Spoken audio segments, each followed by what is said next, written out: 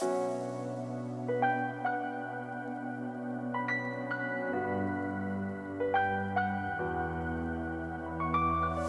up, everybody? This is Donnie, aka Elevated, with another video on behalf of Dota Alchemy. Thank you for tuning in. This one is going to be the start of a brand new series that I'm going to try out here on the channel and see whether you guys like it, which is going to be called Why You Suck at Dota. And this is actually directed at myself. Why do I suck at Dota 2? And this is going to be a little bit of a rough series for me to make, I think, because we're going to exclusively be looking at when I make mistakes and the games that I lose. I'm basically just going to be breaking down one game, one loss of mine every week and trying to learn as much as possible from the replay. I'm not satisfied with my own progress in the game, and I want to get better, and I want to get better quickly. So hopefully in doing this, at the very least, you guys will get entertainment and being able to flame me in the comment sections below. So be as brutal as you want, but I'm going to try and learn from my own replays, and I hope you guys enjoy the process. All right, so in this first episode of Why You Suck at Dota, we're going to be looking at myself playing a position 5 Shadow Shaman.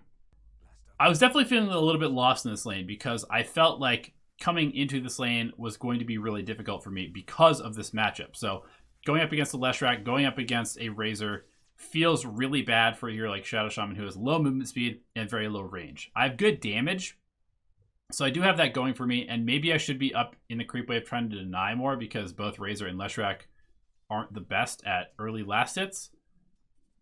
But I was just feeling kind of scared, and so I probably didn't contribute enough during this first wave and allowed the Sven to get pressured pretty heavily. I definitely feel like I'm wasting a lot of time right now. I'm not really sure what I should be doing, and so I ultimately just default to trading a little bit. But by this time, Leshrac is already level 2. Razor's level 2. I'm only level 1. So I'm not feeling too good. In my mind, I remember thinking that I just wanted to stack this camp and pull because I didn't feel comfortable pulling through because I felt like I would get contested by the Leshrac. But I think in retrospect, that might not be the correct solution. I think this is one of those lanes where it's probably better if we just trade farm and we shove the wave out and we just play it aggressively and use the creeps as sort of an extra resource to harass the other team. So I actually don't think that double stacking the camp and then trying to pull to deny the creeps is going to work, because I think even probably with like a level and a half advantage, we probably don't really have what it takes to pressure them just because of the nature of Leshrac Razor. It's going to be incredibly hard for me to catch the Leshrac, and then the Razor just completely nullifies any damage that we can really put out in the lane. So I think probably just pulling, sending double waves, allowing our creeps to sort of create a wall between the enemy team and Sven is the correct move here. And then just stacking for him and the Alchemist is probably the play.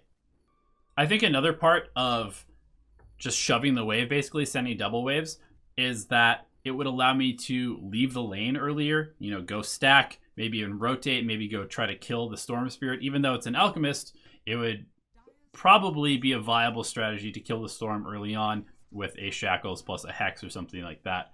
So I ended up being forced out of the top lane by Razor. I had to TP home. I pick up a ward and a smoke and a sentry with the intention of heading to mid lane, and I think that this is also a pretty big mistake. I think that I should be heading towards a bounty rune. I don't think I should be going mid. I went mid because the Alchemist was leaving the lane, and I was like, oh, cool, I can get a little bit of catch-up experience here, and somebody should be getting this experience anyway. But obviously, I should be here in this bottom lane. Going to the mid lane is not good, and I didn't have TP available because I had to TP out to not die to Razor in the top lane. But you can see that I would end up getting to this bottom rune if I just ran here about the time that it spawns. And that would allow us to potentially take a fight here, which would have probably turned the tides, considering that we have 3 heroes in this area already. So I would be a 4th, and this Juggernaut ends up dying to the Storm, who doesn't have level 6 yet. So if I was here, this guy probably dies. He gets level 6 off of that, and now things become much more difficult. And you can see me running over now, but it's just way too late. This is not good. I used a smoke to try and get here faster. I'm going to end up getting a Hex on this guy. Shackle comes out, but the Witch Doctor shows up, and we aren't able to actually finish this off because our Sven is slow and rotating as well. And now things actually could potentially get even worse. So just a huge missed opportunity, just bad priorities. Runes, more important than getting a couple last hits in the mid lane. Even if I am only level 2, I'm going to get catch-up experience eventually. And trying to get it with just some creep kills there is not very good, especially around the bounty rune time. Once again, I'm feeling pretty damn useless and looking for something to do. If I was watching the minimap a little bit more, I kind of remember at this point I was feeling a little bit apathetic about my impact, and so I was like, why would I go to this fight that's happening over here? It just doesn't seem like we should be fighting them right now. So I don't go. I end up showing up late, and 2 of our heroes get killed. This doesn't really matter. Like, I end up getting a kill on the Storm Spirit, which is great. You know, I get the big influx of gold and experience, but at the same time, it ends up costing our Alchemist a buyback to come back in, and I probably could have impacted that fight very positively with the 2 disables that I did throw out there. So, once again, just one of these things where, because I was having a hard game, I made another bad mistake, which is just putting myself in a position to not be useful to my team. And while the results ended up being okay for me, it's pretty bad for my team to have those 2 deaths, the Alchemist buyback, etc. And so I want to make sure that I'm not being results-oriented for myself. I was just playing super scared. And I really feel like, looking at the minimap right now, that I should be bottom. I should be helping my team. I have disables. I'm level 6. I have wards. There's no reason really not to be trying to get something done, trying to make some space for my team by fighting with the people that want to be fighting.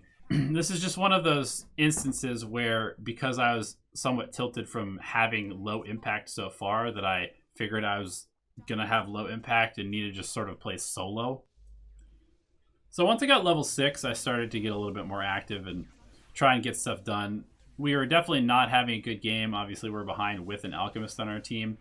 But because I have wards, because I have these strong disables, I am able to actually start contributing, and the game does start turning around. But this series is not about the stuff that I did right. It's about the stuff that I did wrong. So here we go. We are showing up to a fight here in the bottom lane where the Anti-Mage and Witch Doctor are alone. Grimstroke is able to soulbind them, which means there's no blink for Anti-Mage.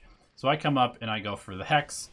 And right there, I was pretty confused that I wasn't able to get this timing. It ends up being a relatively big mistake because we miss a kill on the Anti-Mage. It's not the end of the world, but it should be a kill if I chain this correctly. I did want to just go back and watch this because I was really confused. I thought that I chained him in time. Obviously, right there we see that it ends up not being fast enough. I think this comes from not actually playing Shadow Shaman a lot, just not really having a feel of what level 1 Hex allows me to do. Right here, you can see he's still hexed. He's coming out of the Hex. I'm starting the Shackles, and this is just me, I guess, really not understanding the cast point on Shackles plus the low duration on level 1 Hex. So I thought that I got the Shackles off. You can see it's casted. It's happening right now, but somehow he comes out of Hex. So that obviously really sucked. It was completely my fault. And cost us a pretty important kill, which would have definitely helped our Juggernaut get back into the game. So here's another interesting spot. We are pushing the bottom tower, and I have wards. I go ahead and drop them kind of in the trees to give us some vision. We're pressuring the tower. The whole enemy team has left the map. If we look at the top lane, Anti-Mage is just farming top, which he should be doing. Probably not going to be coming to any fight anytime soon. The call was made to leave, and our Sven TPs. So I was going to also TP out in the trees. You can see that we're getting ready. I start my TP, actually, but then Sven cancels his TP, pops God's Strength, and decides that now we're going to fight. So I also cancel my TP and, you know, try to help out my team take this fight. However, I think the biggest thing is here that our Alchemist actually does get out. Alchemist is the strongest hero on our team right now. He's the highest net worth. He's got the Radiance. We want to fight around him. We don't want to fight around anybody else. And so instead of committing to this fight where we don't really have the ability to fight without our Alchemist. It seems like it's pretty good because, oh yeah, God Strength, we're hitting it. You know, there's only 4 heroes here. Anti-Mage is still top. But at the same time, we're fighting a team that has more net worth than us present at this fight. And our highest net worth hero is no longer here. Also, the tower was going to die anyway to the wards. So I think in retrospect, even though it seemed like we might be able to get stuff done, we kill the Storm Spirit. But I don't think that this is actually a good fight because we end up losing more heroes than they do. And even though the Storm is dead, I mean, this guy is pretty useless anyway. His game is shut down. He's the 3rd highest net worth core on his team. It's actually about the Razor and the Anti-Mage that are going to cause us problems. All right, so here's another interesting spot that I wanted to cover because it's, again, one of those fights that looks like it is going to go well. It starts off really well, and then it goes on for too long, or our positioning is bad. There's a number of different factors that go into making this not turn out quite so well. So God Strength is popped. Anti-Mage TP's in a really, really stupid spot. Gives me a free hex into a double shackle. We're going to end up taking out the Anti-Mage super, super easily. And then we're also going to end up dropping the wards on the tower. However, the Witch Doctor ult does come out. It zones us quite a bit. And more importantly, our Alchemist is quite low. He does have Chemical Rage coming up soon. But I think that this is a little bit sketchy until he does have Rage popped. I think in this scenario, the mistake is made right here. I don't think that we need to do this. I think that we are getting way too aggressive. Like, we have the wards hitting the tower. We have this happening. We can just play around our wards. We've already killed the Anti-Mage. We've gotten enough out of this. But we don't need to get this extra. And if we are going to get this extra, we should definitely be trying to take the high ground. Fighting on the low ground just doesn't make any sense. Even though the Storm Spirit is this juicy target, even though we have the opportunity to go for him, our positioning is just not good. And part of that is brought on because this tower is still alive. So I think we were just a little bit more patient. Let this tower die. Maybe approach from a normal direction towards here. And sure, the Storm Spirit probably just leaves at that point. We don't even have this attempt to kill him. But that's okay because we get the tower and we don't necessarily engage. The thing about Dota that I've been realizing more and more is that if you can get stuff without fighting for it, that's better. All the time. Every single time. It's way better to just get towers and objectives for free. Because once you introduce the fighting aspect, then there is a chance that things go wrong. If you just get a free tower, there's no problem. So as you can see, you know, these mistakes haven't been the end of the world. We're still doing relatively well in this game. We don't have a huge gold lead, but considering how bad the early game was, we've definitely righted the ship.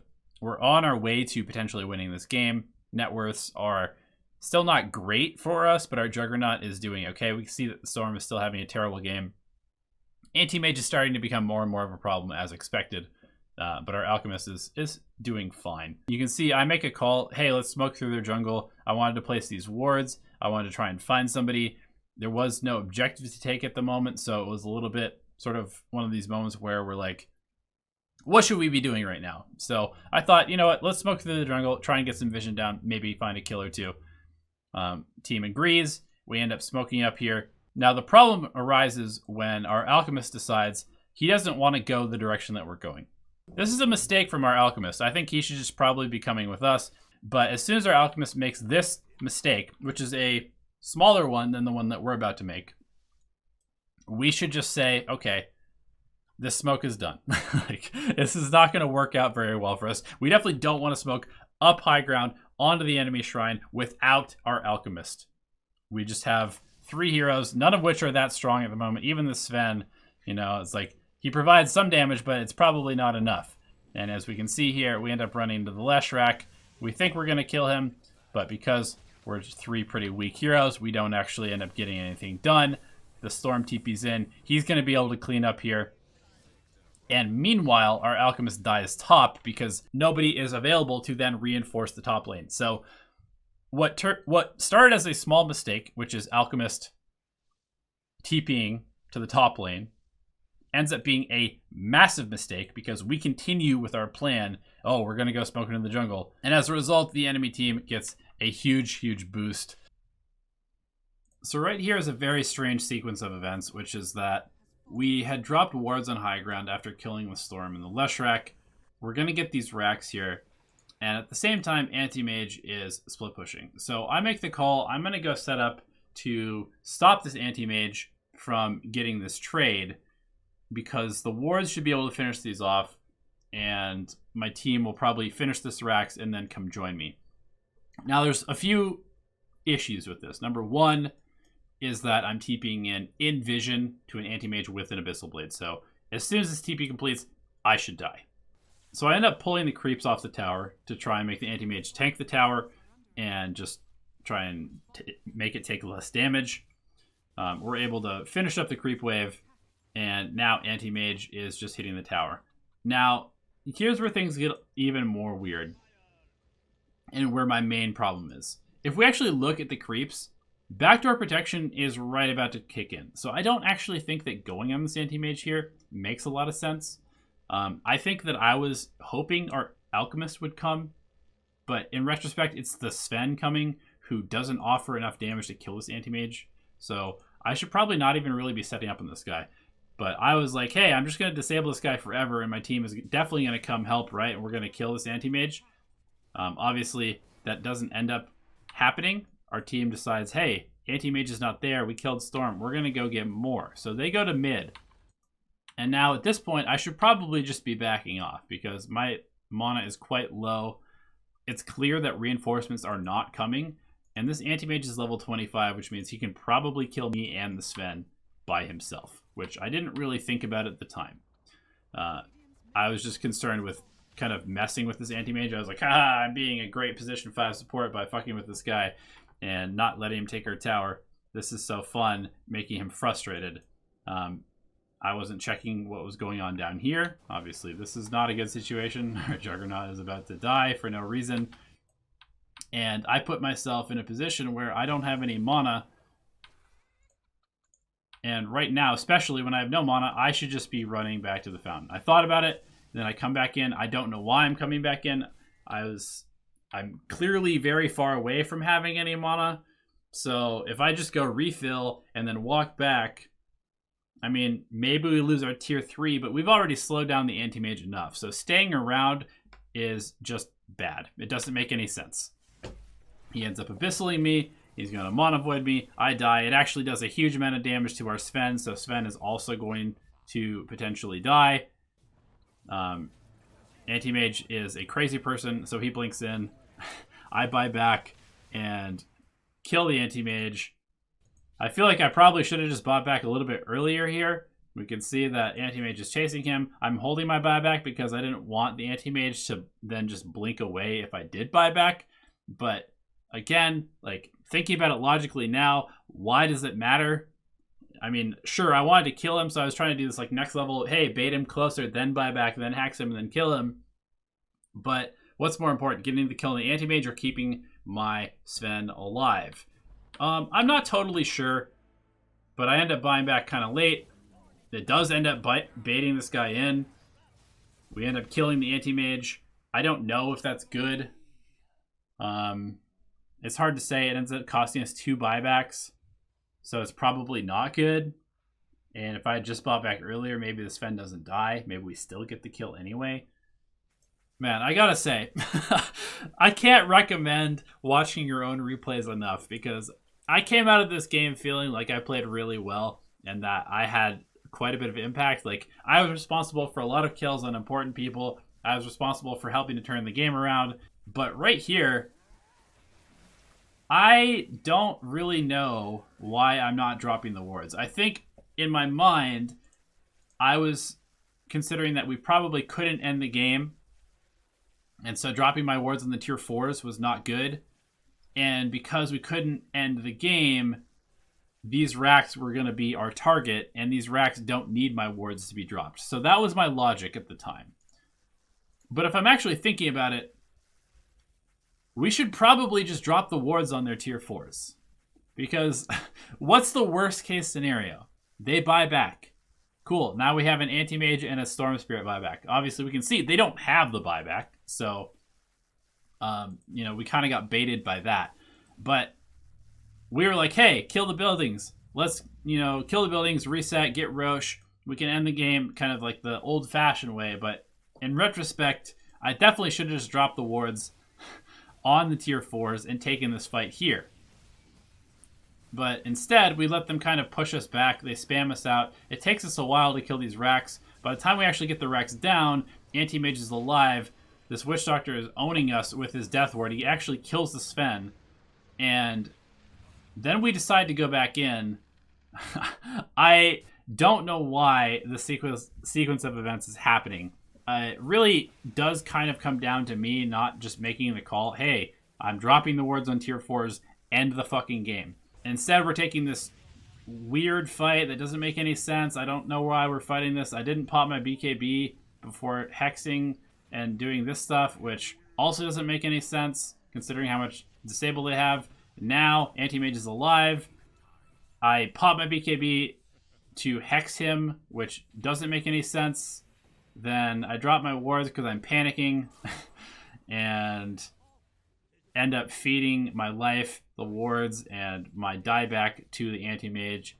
So that whole sequence of events was just awful. So right here is where we actually lose the game. We just ended up picking up Aegis on the Alchemist and taking a look at our buyback status. We don't have it on myself, on our Juggernaut, on our Sven, and on our Grimstroke. So first of all, this is a pretty risky play to make just based off of buyback status.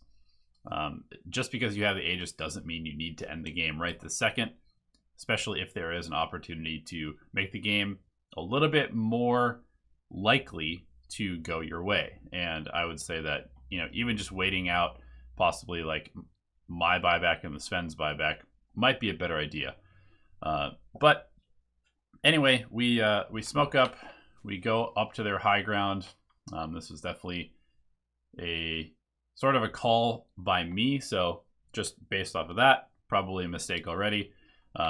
But we are going high ground. We get a ward on the high ground on the cliff spot, which gives us vision of the Leshrac and sort of what's going on in this area. I think dewarding here is incredibly important because you obviously don't want to fight around vision. But we see the Leshrac. I end up accidentally hexing a creep. Unfortunate. I actually don't think that that's the biggest problem here. I think what follows next is the real mistake, which is number one, not using my BKB. I haven't really used it effectively yet. I might as well just use it here to get a kill. Instead, I'm trying to save it for a bigger fight. End up not getting any disable on the Leshrac. Now we're very split. Storm Spirit goes in on our backlines, and we still haven't dewarded the cliff. And that's a really big issue because obviously our ward gets dewarded because they also have vision on the high ground. Now they have vision, and we're fighting under their vision. And that allows Anti-Mage to make a play like this where he can just blink in and he can kind of bide his time, wait for us to separate, which we do. Our Alchemist decides to chase off by himself. The rest of our team is kind of positioned over here. I'm still trying to get this D-ward because I know that they have vision up there and I need to be with my team. But more specifically, I needed to D-ward this immediately. Probably even more than just going after the Leshrac. I should just D-ward this, get control of this area, and then we can all kind of stick together. And if we see the top lane, it's being pressured in as well because of the Anti-Mage. So this is probably not really a good time to fight. This is a good time to take advantage of this area, like take control of this area. Definitely just a spot where we want to be more patient than we are. Anti-Mage ends up finding me in the back line, killing me off. Sven dies as a result as well. And meanwhile, our Alchemist is just diving the base by himself. So, not great plays by anybody involved necessarily, but really we needed to just get these wards down and set up for an actual fight instead of just kind of randomly taking engagements in random places. And obviously not killing the Leshrac right off the bat was an issue as well. That was a pretty rough one. This was a tough game that we lost, and I definitely was responsible for a lot of problems in it. So hope you guys learned something. I know that I certainly did. And let me know in the comment section below if you actually want more of these. If you enjoy this kind of thing where I'm basically just trashing my own play. I'm going to review my own replays anyway, just because I want to get better. So I'm happy to share them with you if you guys like this type of content. Good luck, have fun in your games, and we will see you in another video. Hello everyone, and thank you for watching the video. We genuinely appreciate your time and attention spent with us here on the YouTube channel.